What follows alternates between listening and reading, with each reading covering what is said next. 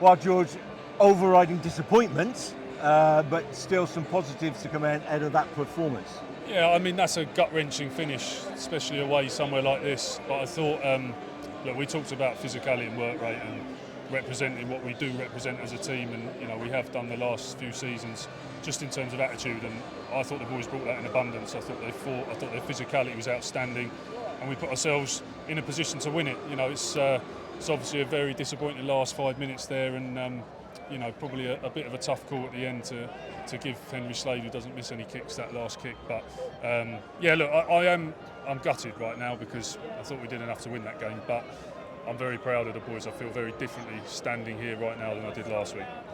The difficult thing was got yourself again in a position to win it, and I'm sure as a coach you're looking and thinking, right, well, there are things we practice week in, week out that we should have done cleanly. The scrimmage, the clearance from a line-out turnover. We should have been able to perform those and get away from the danger. Yeah, absolutely. We have a scrappy scrum and they manage to turn the ball over, then we steal their line out, and then we don't box kick out of that area, and suddenly it's a turnover and Exeter are very dangerous 5 metres out. So it is two simple fundamentals of the game there, which again we've done them well all game, and then in the last 5 minutes we don't execute them, and that's got to be done.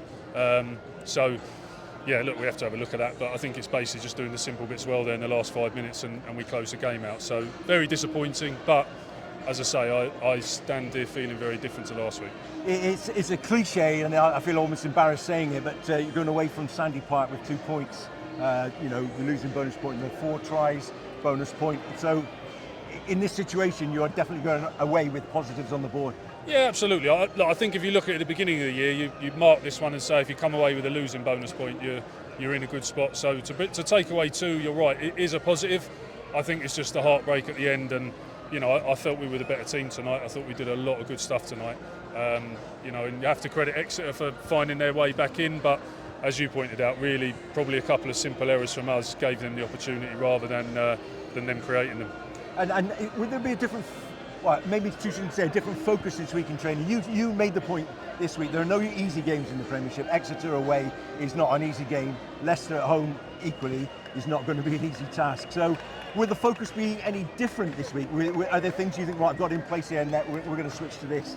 No, I think there's a few things we've anchored back down on this week that maybe we haven't talked about the last 3 weeks, and I think ultimately sometimes the simple parts of the game are the most important, and we beat the drum on that a lot this week, and it almost paid off. So look, Leicester have a star-studded team. You saw that team they fielded yesterday. It was pretty some seriously big names in there, so we just got to get ready for that. I think make sure we keep focusing on our basics, and then that's when we're at our best.